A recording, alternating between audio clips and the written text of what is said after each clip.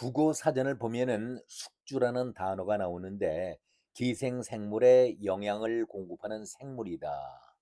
마지막 숙주를 최종 숙주, 그리고 발육 도중에 기생하는 숙주를 중간 숙주라고 정의를 하고 있습니다. 서로 돕는 관계이지만 특정 생물에 기생당하는 관계의 생물을 말할 때에 숙주 이런 말을 쓰는데 결코 좋은 내용으로 쓰여지지는 않는다라는 생각을 갖고 있습니다. 정치판에서 숙주 관계의 대표적인 인물이 이재명과 정성호가 아닐까, 저는 그런 생각입니다. 최종 숙주 노릇을 하는 자는 이재명이고 중간 숙주 노릇을 하는 자가 정성호다. 그런 생각을 갖고 있습니다. 깜나라 조진국 시간입니다.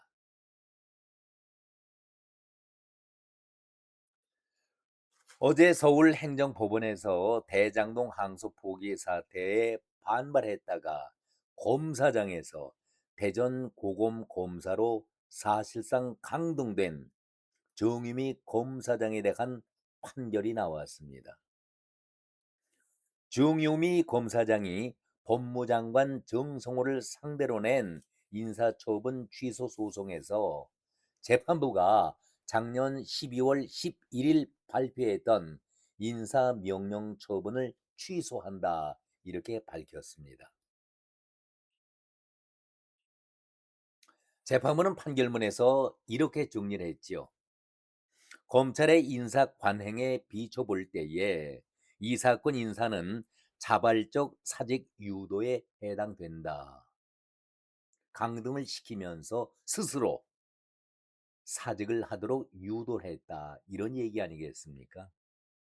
징계 사유가 인정된다고 한다면은 소명 기별을 부여하거나 징계 절차를 거쳐서야 함에도 그런 조치 없이 사실상 하위에 해당하는 보직으로 전보하는 것은 재량권 일탈 및 남용에 해당된다, 이렇게 판시를 했습니다. 사실 정의미 검사장이 2023년 9월 대검 검사급 보직인 대검찰청 공판 송무부장에 임명이 됐습니다. 이후 창원지검장을 지낸 정 검사장이 이재명이 당선되자 작년 7월 말에 한직으로 꼽히는 법무연수원 연구위원으로 전보를 받았습니다. 3달 뒤에 어떤 사건이 벌어졌습니까? 대장동 개발 비리 사건에 항소 포기를 했었죠. 항소 포기를 하는 끔찍한 사건이 발생을 하자 대단히 사회적으로 논란을 빚었었는데, 이때에 정유미 검사장이 검찰 내부망 이프로스를 통해서 노만석 당시 검찰총장 직대에게 지휘부를 비판하는 여러 차례의 내용을 게시한 바 있었지요. 공개적으로 비판했던 것 아니겠습니까? 이에 대해서 법무부가 지난해 12월 11일 정유미 검사장을 고검 검사급, 그러니까 그 아래 단계죠, 차장이라든가 부장 검사 보직인 대전 고검의 검사로 발령을 냈습니다. 강등을 시켰다는 얘기 아니겠습니까? 법무부가 인사 발령을 내면서 했던 말이 이번 인사는 업무 수행 등에 있어서 검찰의 정치적 중립과 공정성에 대한 오해를 불러일으키고 부적절한 표현으로 내부 구성원들을 반복적으로 비난을 해서 조직의 명예와 신뢰를 실추시킨 대검 검사급 검사를 고검 검사로 발령했다. 그러니까 정유미가 대장동 항소 포기에 대해서 아주 집중적으로 반발하면서 비난의 글을 올렸다는 것이 내부 구성원들에 대해서 조직의 명예와 신뢰를 실추시켰다. 그래서 강등의 이유를 밝혔다는 것 아니겠습니까? 중임위 검사장이 어제 판결이 난 이후에 재량권을 일탈하고 남용한 인사였다라는 판단에 대해서 법원에 감사한다. 그러면서 엄격하게 질서와 절차의 원칙을 지키지 않는다면은 법치주의가 위태로워질 수밖에 없다. 이렇게 법무부와 정성호에게 따끔한 일침을 날렸습니다. 이렇게 되니까 항상 늘 나오는 말이 있죠. 법무부에서는 법원 판결에 다소 수긍하기 어려운 점이 있다. 다소 수긍하기 어려운 점이 있다. 향후 1심 판결을 면밀히 분석해 항소 여부를 판단할 예정이다. 이렇게 늘 하던 말, 이런 입장을 밝혔습니다. 참으로 낯이 두껍고 뻔뻔한 자들 아니겠습니까? 이재명의 재판을 담당하고 있는 검사들이라든가 이재명에게 반발하는 검사는 늘 이재명이 정치 검찰이라 이렇게 소리를 하지 않았었습니까?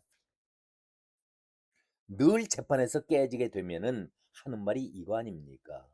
다소 수긍하기가 어렵다. 그리고 판결문을 면밀히 검토해서 항소 여부를 결정하겠다. 물론 이 말도 담당하고 있는 그 검찰의 입장에서는 이재명과 정성호의 눈치를 보면서 조심스럽게 내놓은 입장 아니겠습니까? 그런데 솔직히 부끄러운 줄을 알아야 하지요. 대장동 항소 포기 이후에 이재명과 정성호를 거의 모든 국민들이 분노 속에 당장 감방에 집어넣으라고 얼마나 성토가 크게 울림이 보였었습니까? 분노의 소리를 분출시켰었는데 이것이야말로 바로 탄핵감이다. 국기를 문란시킨 그야말로 내란죄 아니겠는가. 제발 정신 차리고 그냥 판결 깨지면은 입에서 나오는 소리를 반복하지 말고 지금 나라 형편이 어떤데 이렇게 안일하게 사건을 처리하느냐. 국민들이 얼마나 분노 섞인 소리를 외친 바 있었습니까? 그러지 않아도 이재명이 요즘에 얼마나 바늘 방석에 앉아 있습니까? 대한민국 헌정사에 있어서 생각하지도 못했던 선거 비리가 터지면서 국민들의 분노와 원성이 하늘을 치솟고 있는데 잘못하다가는 이재명 정권 자체가 무너지느냐 마느냐 그런 소리까지 나오고 있는 입장에서 아니 대장동 사건, 대북 송금 사건의 대자가 다시 나오기만 한다라면은 이재명은 어떻게 될 것인가? 초조하지 않겠습니까? 정의미 검사장의 판결은 오늘 제가 말씀드리려고 했던 그 핵심은 아니기 때문에 여기서 일단 멈추고 숙주 정성호에 대한 말씀을 한번 드려보도록 하겠습니다. 조선조의 최대의 아부권 하면은 한명회를 꼽는 데에 이론을 가는 사람들은 거의 없을 겁니다. 저는 여러 차례 현 대한민국에서 이재명에게 있어서 한명희를 뺨칠 정도의 아부꾼이 누가 있을까? 여럿 있겠지만은 단연 정성호가 선두가 아니겠는가 이런 말씀을 여러 차례 드린 바 있었습니다. 그런데 이 정성호를 언론들이 평하기를 이재명의 좌장이면서도 합리적이고 온화한 인물이다. 이렇게 추켜 세우고 있지 않습니까? 항상 정성호를 소개할 때는 이 말이 앞에 달려 나옵니다. 합리적이고 온화한 인물이다. 저는 그렇게 생각을 하지 않습니다. 아니 확실한 근거를 대야지요. 합리적이면은 어떤 점이 합리적이고 온화하다면은 어떤 점이 온화한지를 대야 언론의 기본 사명 아니겠습니까? 저는 반대로 가장 음흉스럽다, 교활하다, 그리고 이중적인 성격을 지닌 대표적인 기회주의자다. 이렇게 다시 한번 말씀을 드립니다. 바로 정유미 사건, 대장동 항소 포기 사건 때에 아주 낯뜨겁게 부끄러운 사건 아니었습니까? 국민을 보호해야 되고 재산권을 지켜줘야 할 법무장관이 오히려 누구의 편을 들었습니까? 이재명은 또 말할 나위도 없는 것 아니겠습니까? 성남 그 원주민들, 대장동의 원주민들이 길바닥에 나앉았는데 수천억의 돈을 몇 놈들에게, 몇 놈들이지요. 신흥 재벌을 만들어 주는데 앞장서고 그 재판을 항소 포기까지 시킨다. 이것이 바로 내란이고 탄핵감 아니겠습니까?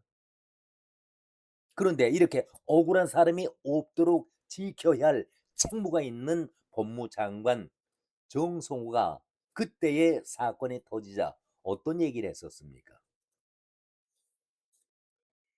하루가 다르게 언론이 구체적으로 하나씩 까발리게 되니까 그때마다 입장을 바꾸지 않았었습니까? 아니, 이재명의 몸종 노릇하는 것 100번 이해한다 할지라도 법무장관 아니겠습니까? 법을 손수 지켜야 할 입장에 있는 정성호인데 아주 음흉스럽게 답을 피해가고 있는 것 아닙니까? 문제가 정성호 쪽으로 몰리게 되니까 신중하게 처리하라고 지시했을 뿐이다. 이 말을 우리 모두가 기억하고 있습니다. 신중하게 처리하라고 지시했을 뿐이지 나는 관여한 바가 없다. 얼마나 가증스럽고 무서운 음흉스러운 말입니까? 아니, 윗선에서 신중하게 처리해라. 무슨 뜻일까요? 나는 알아서 처리해라. 이렇게 말했을 뿐이지 간섭한 바 없었다. 관여한 바 없었다. 이런 얘기를 하고 있는 것 아니겠습니까? 이것이 정말 무섭고 교활한 자 아니겠습니까? 어떻게 이런 자가 온화하다, 합리적이다, 이런 얘기를 언론들이 기자의 입에서 쉽게 나올 수가 있을까? 이렇게 말하고 있는 언론들이나 기자들도 똑같이 쓰레기들 아닙니까? 이것으로 그쳤습니까? 이재명의 왼팔 오른팔이라고 하고 있는 김용과 정진상 감방까지 찾아가서 나중에 들통이 나니까 또 뭐라고 답변을 했습니까? 또 이화영이 찾아가서는 입틀막을 어떻게 시켰습니까? 입만 다물고 있으면은 이재명 대통령 된다. 무슨 얘기입니까? 아니, 이들이 김용이나 정진상이나 이화영이가 아무 그냥 친근 관계만 있는 사이입니까?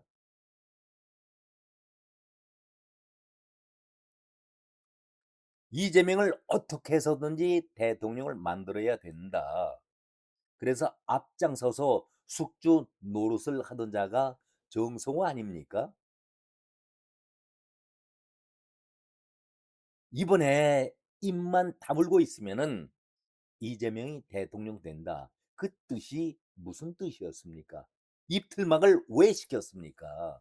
이런 자가 어떻게 합리적이고 온화한 인물이다. 이렇게 언론들이 앞장서서 얘기할 수가 있을까?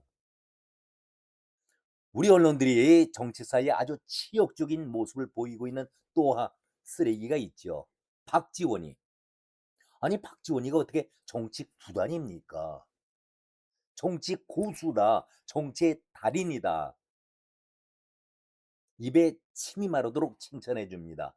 가장 사기꾼이고 가장 거짓말을 잘하는 그런 대표적인 인물이 박지원인데 그 반대로 언론들은 얘기를 해주고 있으니 이것이 언론다운 언론입니까?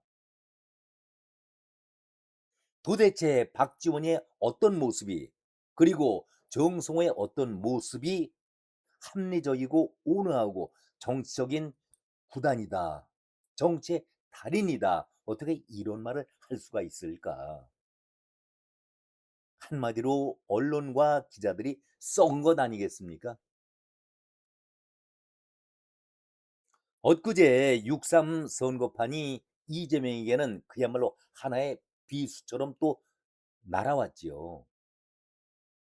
이거 대단히 심각한 문제 아니겠습니까? 대한민국 헌정사에 이러한 치욕적인 선거 부정이 있었던지 늘 이재명의 호위무사를 자처하면서 분노한 국민들, 시민들, 그 시민들을 잠재우기 위해서, 달래기 위해서 정성호가 나서지 않았었습니까? 정성호가 어제 이런 얘기를 했습니다. 중앙선관위는 주권자의 준엄한 질차를 겸허히 받아들고 국민들의 신뢰를 회복하기 위해서 해체 수준의 근본적인 개혁을 받아들여야 한다.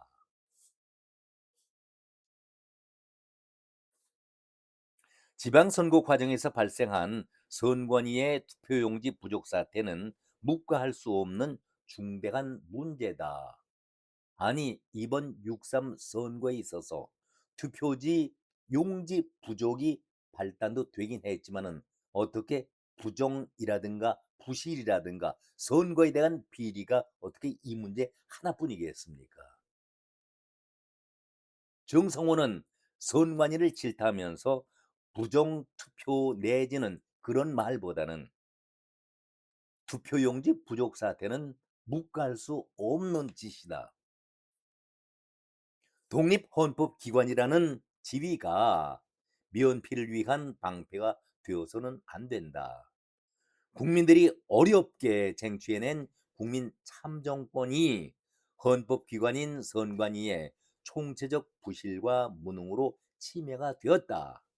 반드시 진상이 규명되어야 하며 책임 또한 엄중히 물어야 한다. 국회의 국정조사도 신속히 시작되어야 하고 국민 참정권 침해에 대한 정당한 분노로 광장에 모인 수많은 2030 청년들 그리고 시민들의 민주주의에 대한 믿음과 정당한 요구에 응답해야 할 것이다. 이렇게 선관위를 맹비난을 했는데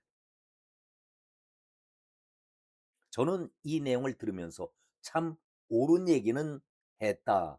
그렇게 긍정을 하면서도 그렇다면은 왜 이재명 정권의 경찰이 과잉 진압하고 있는 그런 모습이 다 영상을 통해서 알려지고 있는데 거기에 대해서는 한마디 언급이 없었는지 답답했다는 말씀을 드립니다. 그러기 때문에 정성호가 합리적이고 온화한 인물이 아니라 가장 무섭고 교활한 이중적인 인간이다. 이 말씀을 드리고 있는 것입니다. 참정권 침해에 대한 정당한 분노, 그 분노로 광장에 모여 있는 수많은 2030 청년들, 시민들, 그런데 폭력으로 제압하고 있는 이재명 정권에 대해서는 한마디 언급이 왜 없는지 법무장관이 해야 할 일 아니겠습니까?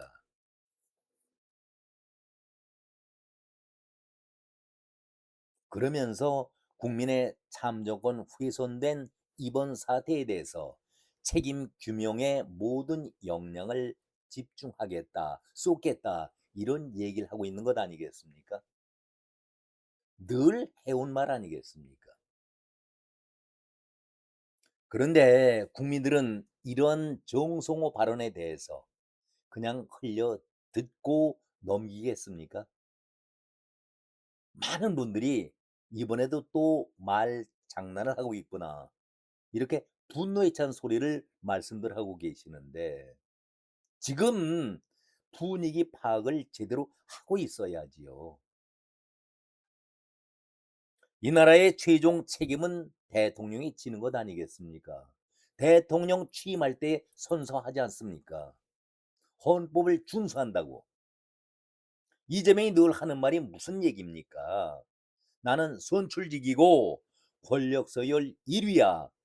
자랑 삼아 얘기를 하고 있는데, 그렇다면은 6.3 지방 선거에 대해서도 총체적인 그런 비리가 쏟아지고 있다라고 하면은 반드시 여기에 국가 통수권자로서 책임을 져야 될 것 아니겠습니까?